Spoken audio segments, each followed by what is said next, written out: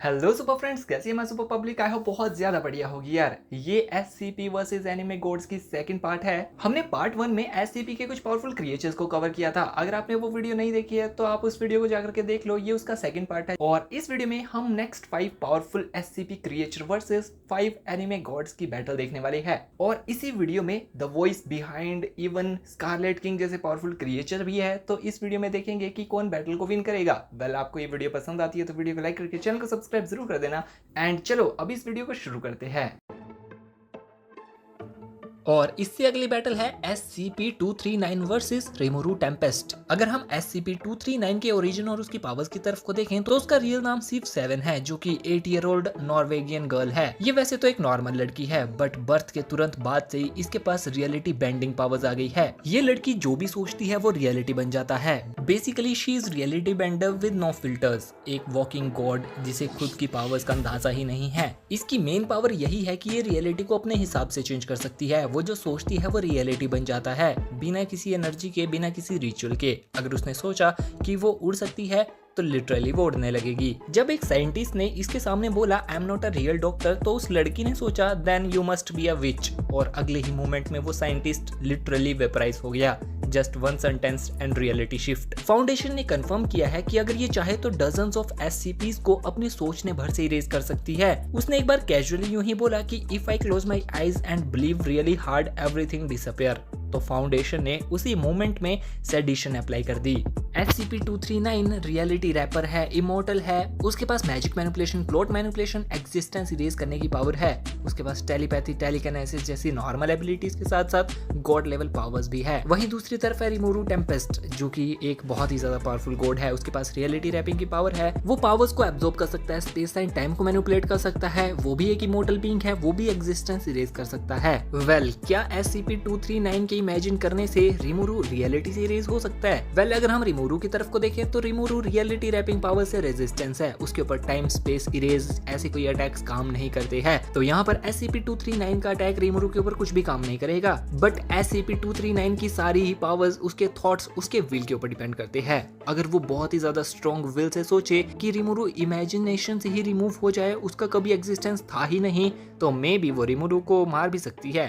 तो in my personal opinion इस battle की विनर SCP-239 है। नेक्स्ट हम बात करने वाले हैं SCP-343 की, जो कि अपने आप को गॉड कहकर के इंट्रोड्यूस करता है। उसकी हम फाइट करवाने वाले हैं फैथरिन के साथ। ये दोनों ही कैरेक्टर काफी ज्यादा पावरफुल है। SCP-343 फाउंडेशन के फैकल्टी के अंदर फ्रीली आता है, फ्रीली जाता है, डिसअपेयर होता है। उसके लिए कोई भी रिस्ट्रिक्शंस नहीं है। वो हर जगह एक साथ एग्जिस्ट कर सकता है, हर क्वेश्चन का आंसर जानता है, और इसके वर्ड्स के अकॉर्डिंग इसने सब कुछ क्रिएट किया है। इसकी पावर्स में हमें देखने को मिला है कि ये स्पेस, मैटर, टाइम, डायमेंशंस को कंट्रोल कर सकता है। वो क्लेम करता है कि उसने इस पूरे यूनिवर्स को क्रिएट किया है। किसी भी तरह की साइकिक या मेमोरी टेक पावर्स उसके ऊपर काम नहीं करती है। वो यूनिवर्स के अंदर हर एक SCP, हर पर्सन, हर कॉन्सेप्ट के बारे में सब कुछ जानता है। वो जब चाहे चीजों को इंस्टेंट वैनिश करके रिक्रिएट भी कर सकता है। वो जब हमें पहली बार साइट 17 में देखने को मिला तो उसने खुद को गॉड बताकर के इंट्रोड्यूस किया। स्टाफ ने उसे कैजुअल कपड़े पहने हुए देखा, एक फ्रेंडली पीसफुल ऑरा के साथ। उसने हर SCP रिसर्चर को इंडिविजुअली उनके नाम से बुलाया, बिना इंट्रोडक्शन के। उसके टॉप फिट में हमें देखने को मिला था कि उसको किसी भी तरह के बैरियर, डॉज या सिक्योरिटी नहीं रोक सकती है। वो जब मर्जी चाहे कहीं भी आ जा सकता है। जब उसे SCP-682 और SCP-173 के बारे में पूछा गया तो उसने फुल डिटेल में उन क्रिएचर्स के बारे में हिस्ट्री, उनका ओरिजिन सब कुछ बता दिया। वो हर एक बीइंग के पास्ट, प्रेजेंट एंड फैमिली के बारे में जानता है। तो अगर ये फैथरिन के साथ लड़ेगा तो बैटल कैसी रहेगी? देखो यार, SCP-343 ने पॉसिबली पूरे मल्टीवर्स को क्रिएट किया है, सभी SCP एंटिटीज को बनाया है, और ये सभी एग्जिस्टेंस में एक साथ रहता होगा। बट वहीं दूसरी तरफ फैथरिन, जो कि फिक्शन लेयर के ऊपर रहती है, मल्टीवर्सेस को एक बुक की तरह देखती है, उसके अंदर की स्टोरीज को पढ़ती है, लिखती है, ऑब्जर्व कर सकती है। वो मेटा नैरेटिव लेवल पे जा चुकी है, जहां वो स्टोरीज को फिक्शन की तरह देखती है। वो उनके ऊपर उठ चुकी है, जहां वो स्टोरीज को इजीली देख सकती है और उनको मैनिपुलेट कर सकती है। डेफिनेटली इस बैटल को फैथरिन ही विन करेगी। 343 बेशक पावरफुल है, बट वो फैथरिन को नहीं हरा सकता है। अभी नेक्स्ट हम ऐसी एंटिटी के बारे में बात करने वाले हैं जिसको अ वॉइस बिहाइंड मी भी कहा जाता है। इसकी कोई एक्चुअल फॉर्म नहीं है, पर ये हर एक फॉर्म में एग्जिस्ट करती है। Yes, I am talking about SCP-2759 और इसको हम कंपेयर करेंगे अकुतो साई के साथ। SCP-2759 एक गॉड लेवल एंटिटी है जो खुद को फिक्शन से इरेज कर चुकी है, जहां इसका अस्तित्व कॉन्ट्राडिक्टरी है, इसका कॉन्सेप्ट नेक्स्ट लेवल है, ये नरेटिव एग्जिस्टेंस और मेटा लेवल रियलिटी तक को तोड़ चुकी है। SCP-2759 एक कॉन्सेप्चुअल आइडेंटिटी है जो हमेशा एग्जिस्ट करती थी, करती है और करती रहेगी, बट इसका कहीं भी रिकॉर्ड नहीं है। ये प्रोबेबली एग्जिस्ट करती थी या नहीं किसी को पता नहीं है। इसका नाम सिर्फ एक नंबर है, लेकिन इसका अस्तित्व कॉन्ट्राडिक्टरी है। ये साइमल्टेनियसली एग्जिस्ट करती है पूरे यूनिवर्स के अंदर और नहीं भी करती है। इसको कहीं लिखा गया है पर लिखने वाला पता नहीं कौन है। ये एंटिटी फाउंडेशन के रिकॉर्ड से अपने आप को इरेज कर चुकी है। इसकी प्रेजेंस स्टोरी के अंदर नहीं, ये स्टोरी को लिखने वाले के अराउंड रिवॉल्व करती है। ये कॉन्सेप्ट्स को अपने हिसाब से मैनिपुलेट कर सकती है।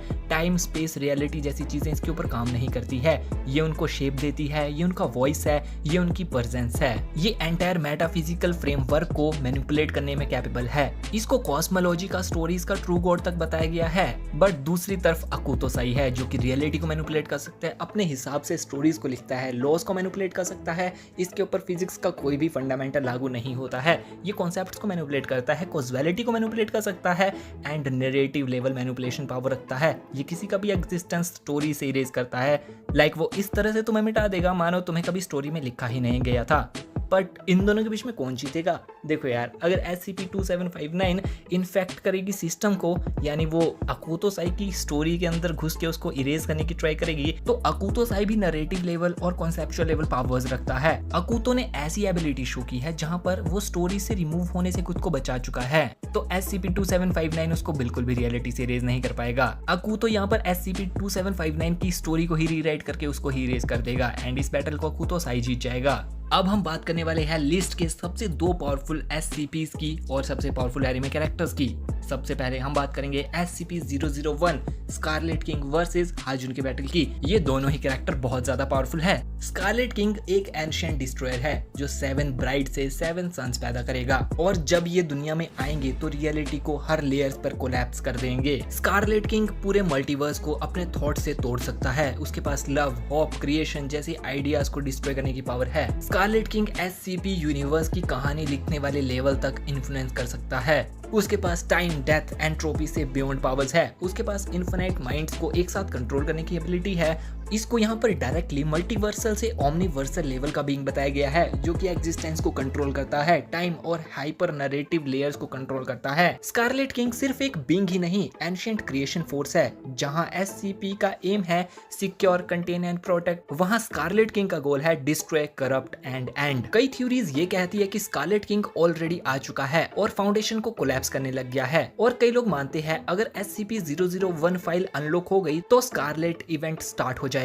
जो कि पूरी तरह डिस्ट्रक्शन ला देगा। बट यार इसका ओपोनेंट भी काफी पावरफुल है, हाजुन, जिसका डाइक्योकु इन्फिनाइट है, जो अपने पावर्स से अपने ओपोनेंट को पूरी तरह डिस्ट्रॉय कर सकता है। उसने यूनिवर्स के सबसे पावरफुल हदाओ गॉड्स को भी अपने सिर्फ एक ही अटैक से डिस्ट्रॉय कर दिया था। उसके यूनिवर्स के हायरार्की सिस्टम में थ्रोन सबसे ऊपर है, बट उसने थ्रोन में बैठ के थ्रोन के सिस्टम को ही करप्ट कर दिया। मल्टीवर्स के अंदर हर एक बीइंग को उसने इरेज कर दिया क्योंकि वो अकेला रहना चाहता था। उसके पास उसकी थर्ड आई है जिससे वो अपने ओपोनेंट की वीकनेस को देख सकता है। वो अपने ओपोनेंट को सिर्फ रियलिटी से इरेज नहीं करता है, वो उनके कॉन्सेप्ट को ही इरेज कर देता है। लाइक ऑथर ने तुम्हें कभी स्टोरी में लिखा ही ना हो। यार यहाँ पर हाजुन और SCP-001 जब फाइट करेंगे तो SCP-001 के पास उसकी डिवाइन फ्लेम स्वॉर्ड है जो कि हाजुन को थोड़ा डैमेज दे सकती है, बट हाजुन SCP-001 को हरा सकता है। देखो यार, जहाँ एक तरफ हाजुन रियलिटी ब्रेकिंग लेवल को ऑपरेट कर चुका है, वहीं SCP-001 इसके आसपास भी नहीं आता। तो मैंने जहां तक इनकी पावर एंड एबिलिटीज को कंपेयर किया तो मेरे अकॉर्डिंग तो यार इस बैटल को हाजुन विन करेगा। बाकी आप लोगों का क्या ओपिनियन है मुझे कमेंट सेक्शन में जरूर बताइएगा। अभी बात करते हैं इस लिस्ट की फाइनल बैटल की जो कि रहने वाली है SCP-3812 वर्सेस कामिटेंची के बीच में। SCP-3812 एक ऐसा बीइंग है जो कई लेयर ऑफ नैरेटिव रियलिटीज के ऊपर जा चुका है। इसकी अभी कोई ह्यूमनॉइड फॉर्म नहीं रही है। ये कॉन्सेप्ट्स को, रियलिटीज को बदल सकता है, लॉजिक्स को अपने हिसाब से न्यू क्रिएट कर सकता है, मेटावर्सल लेवल डिस्ट्रक्शन ला सकता है, और इसके पास नैरेटिव लेवल पावर्स है। लाइक ये स्टोरीज को बदल सकता है, स्टोरीज को लिख सकता है, इवन किसी को भी स्टोरी से इरेज कर सकता है। SCP-3812 पूरी तरह इमॉर्टल है। ये ओमनीवर्स तक को इरेज करने की पावर रखता है। बट इसका ओपोनेंट है कामिटेंची। कामिटेंची अपने यूनिवर्स के गॉड को रिप्रेजेंट करता है, जो स्टोरीज को लिखता है वो एक्चुअली ह्यूमन है, और इस बैटल को डेफिनेटली कामिटेंची ही जीतेगा, क्योंकि SCP-3812 एक राइटर को डिफीट नहीं कर सकता है। वो बेशक स्टोरीज के ऊपर जा चुका है, नरेटिव लेवल पावर रखता है,